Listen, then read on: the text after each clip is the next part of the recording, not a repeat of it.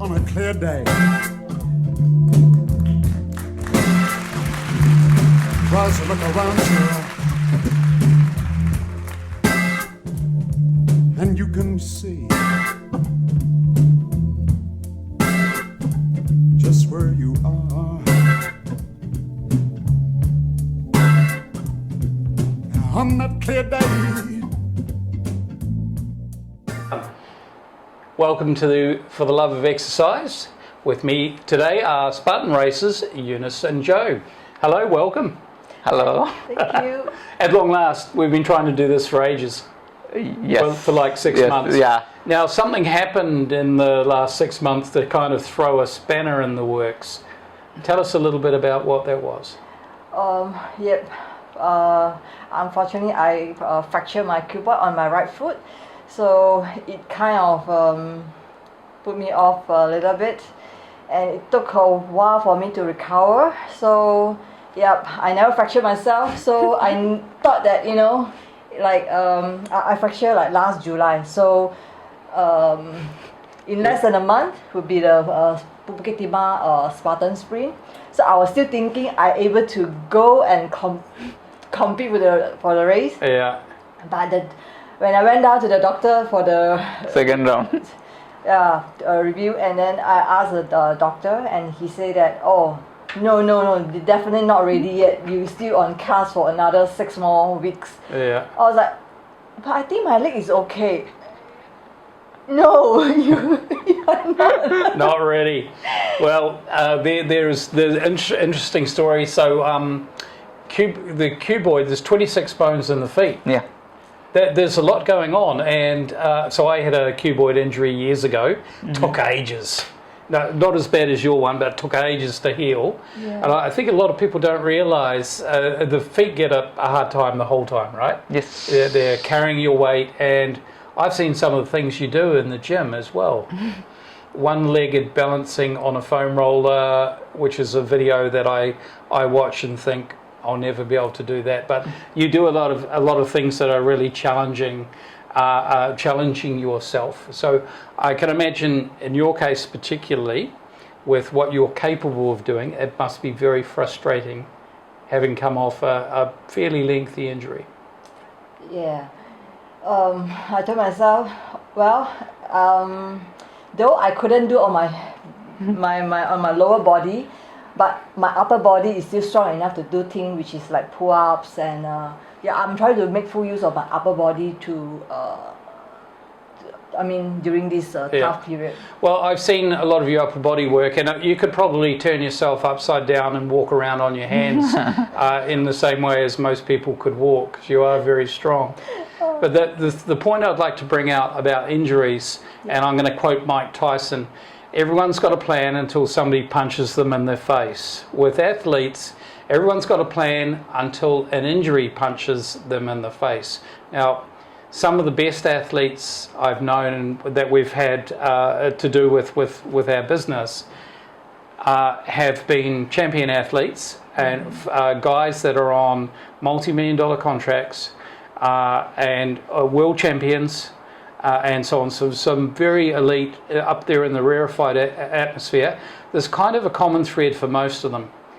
Most of them have had near career-ending injuries at some stage, and they've learnt to not take their body for granted, and they've learnt to take their prehab and the daily ritual of their recovery very seriously. Yes. Would that be perhaps a takeaway for you, having experienced your foot injury and with your recovery? So for me is so after I knew that I couldn't do much of my exercise, so the next thing is I wanted to get healed fast. Whatever things throw at me, I just want to get it fast. So I get all the advice, good things. I got this team from Pro Rehab. They actually this physio, his name is also Joe. He gave me a lot of advice, giving lists of nutrients, what I should take and eat, and at the same time, he also advised me once I remove my cast, I should go for the rehab. session ASAP. Yep. So actually I went, so it helps a lot with all these diligently every day taking all the nutrients, right, multivitamins and stuff like that. Yeah. The devil's in the detail with recovering. Now, with let's take a step back some years. What did you do before Spartan? When I was a kid, I loved to run, sprint. Whenever school sports days coming up, I actually put up my hand to volunteer myself for the 100-meter sprint, 200-meter sprint. So everybody will be like, okay. Yeah, so I'll be like, me.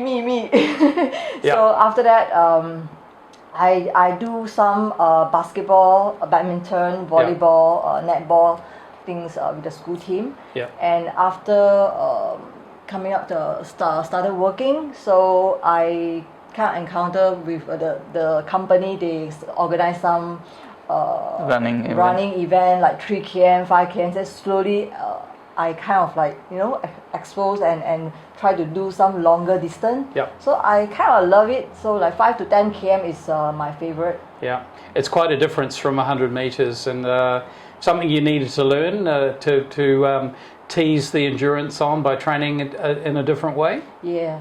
Yeah. Definitely. And so, how did you two meet? Was it a gym-based meet first up? Let me start. So she's always in gym. Yeah. So she used to go to gym, I think 3 times a day. Yeah. As far as I remember. So I go to gym every day, almost every day, except for I think 1 or 2 days in a week. I see this lady and who is always in gym. So I go in the morning, I see her in the gym.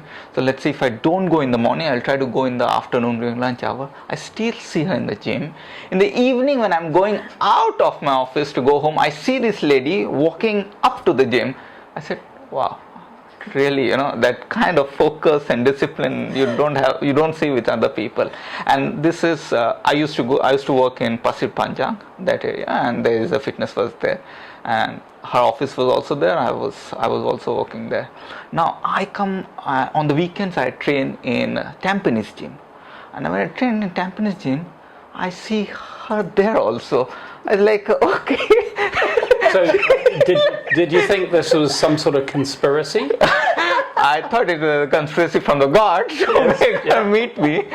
So yeah, and when you keep on seeing a person so much and walking out and quite serious workout, Yes. So I said, hey, are you the same lady who works out there and everything? She was like, yeah. And then the funny thing happened. I said, okay, if you are free sometime, can we meet for coffee or lunch?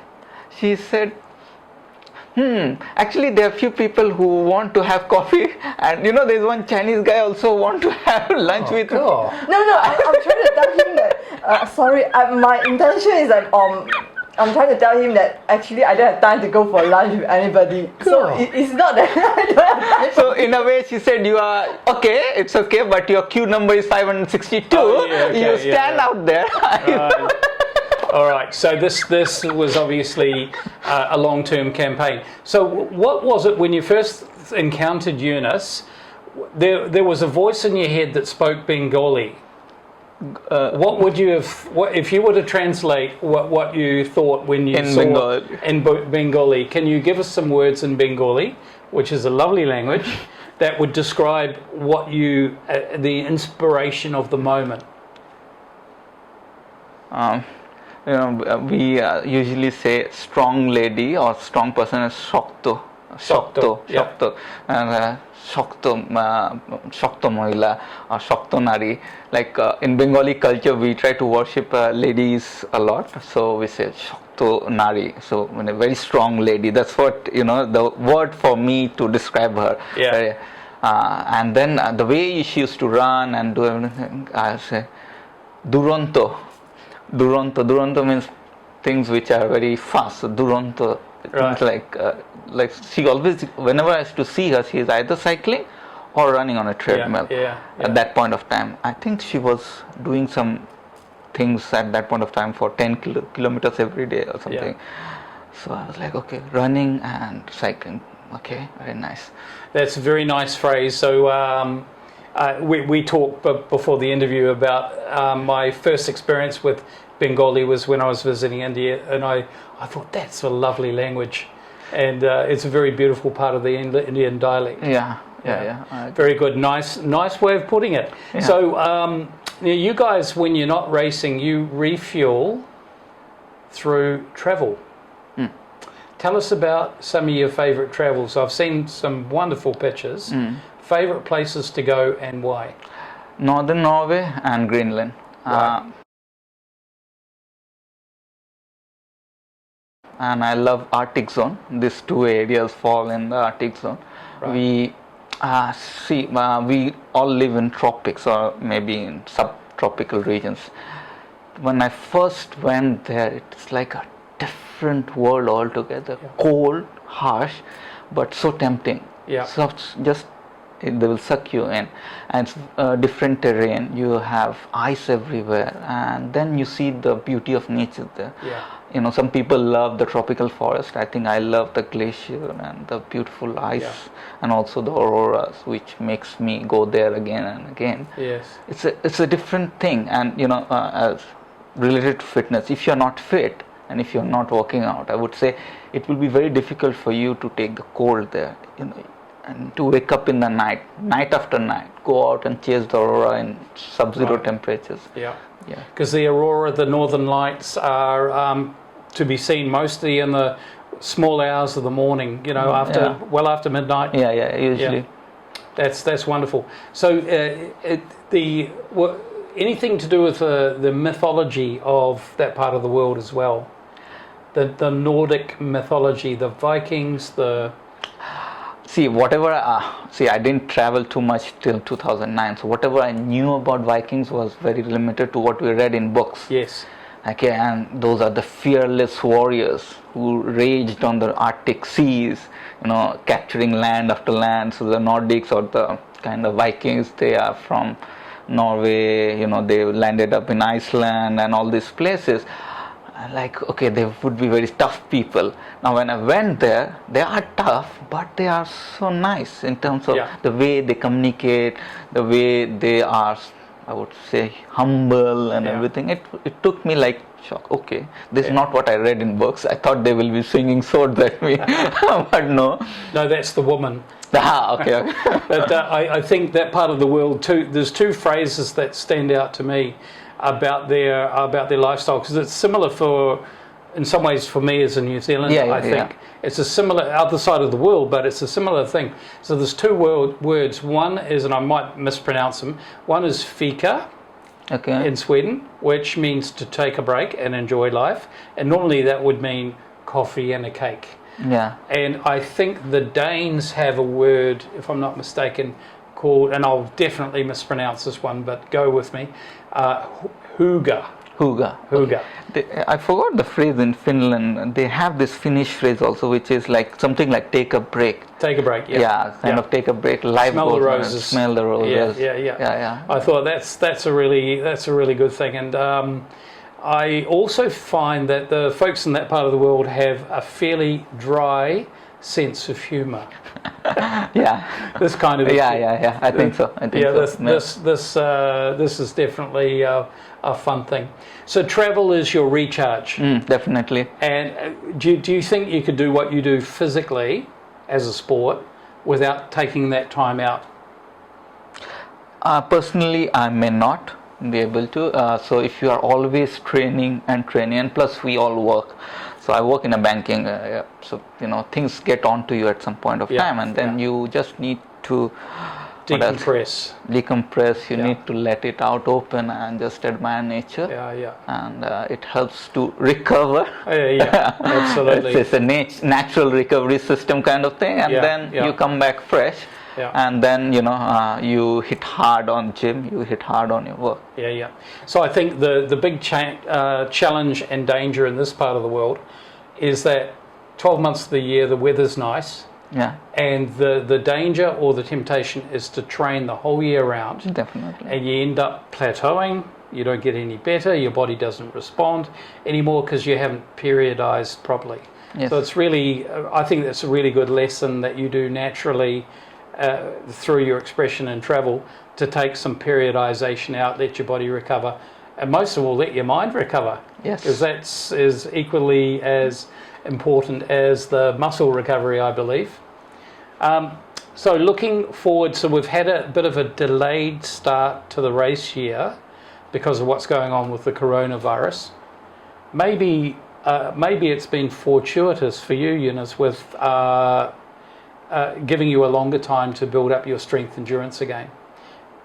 Any thoughts about, what are the goals for the year now that we're a couple of months in now? What are the goals for the rest of the year, provided we get back to racing soon? So for me right now, after I recover from my injury, so I will say that prep smartly, like especially wear the right shoe for running. Yep. Like trail shoe for running, running shoe on the outdoor, and also have a sufficient rest, have a rest day in a week. So though it's a bit difficult, especially but I try to, like some days when my body is tired, I will like just do some stretching, foam rolling, some taking easy workout, so that the next day or the day after my body will be strong enough to perform, run better, and any plans for this year for racing? We are doing the Sentosa, and then after that, how many races you are planning to do this year? As of now, it's a bit difficult because the corona, but what is your plan? That's what I think. Of course, I wish to join as many races as possible. As my work is a bit difficult because we need to plan ahead of the year. But as in now, the schedule somehow it came a little bit late. Like the Thailand race only came out like last week, I think. June. Yeah. So all these races came out like a bit late. So sometimes it can be a bit difficult with my working schedule. Crash with my colleagues. Highly likely it's going to be a compressed race season. I think so this year. They have already lost 3 months this year. Yep. We are going to US in August, and I'm seeing a possibility if we can put in a Spartan race there. We'll be there in US for 2 weeks, so let's see. I'll try to get it. Fingers crossed. I know that some lessons learned from the triathlon world was working with some elite athletes some years ago. They a lot of them tended to have a fairly quiet first 5 or 6 months of the year. Mm-hmm. And then they hit race after race after race after race. So in that 5 or 6 months, they were building up a huge big strength endurance block with lots of hills as well. And then coming into the race season, that kind of served them pretty well. So I think although the year hasn't started as per our plan because of what's intervened, it may not be a bad thing, actually. It may end up being some pretty good racing once we get underway. Yes, I think so. I hope so. Fingers crossed. I think this year we should be able to do a few more races. Looking forward. The Spartan this year in Singapore will be a night race. Yes. Also one of the day and night. So few new things to try it out. See how your mind adapt to the night. That's good. All right. We hope to be there. We're having a chat with them to see if they need us to be at the finish line, and hopefully we'll be there. That's always fun for us as well. It's a lot of fun. All right. Well, look, great to have you back on your feet. Thank you. And it's one of those things that you've overcome, and in the process of overcoming, we wish you both a great year ahead. Thank you. And we look forward to seeing not only your race pictures or your social, but also your travels, your inspiring travel pictures as well. Thank you. So we're going to look forward to that. All right. So it's Joe, Eunice, and Coach Mike over and out for now. Bye-bye. Bye. Be prepared, don't you? That's why I didn't push any questions, you see. Because I know you're a bit shyer than Joe. Yes, I'm shy. I'm shy in front of camera, so I will actually not. But you're just talking to me, aren't you? Yeah, but still I'll be like. Train hard, recover faster, and bring on the gains with Recovery Systems. And your host, Coach Mike on the mic.